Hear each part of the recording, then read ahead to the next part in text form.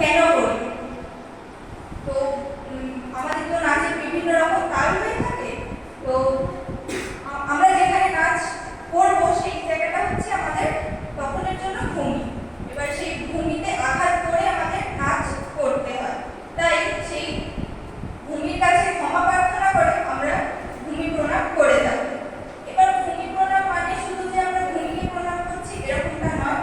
ভূমি প্রণাম মানে আমরা ভূমিকে তো প্রণাম করি, তার সাথে সাথে এখানে উপস্থিত সকল দর্শকদের, আমাদের ঈশ্বর বা ভগবানকে এবং আমাদের যিনি গুরু, যার কাছে আমরা নাচ শিখেছি বা শিখি এখনো, তাকে আমরা প্রণাম করে থাকি।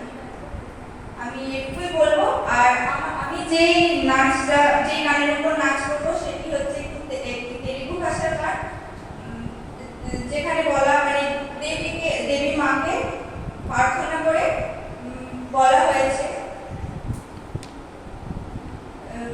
প্রার্থনা করা হয়েছে দেবী মাকে। দেবী পদ্মফুলের উপর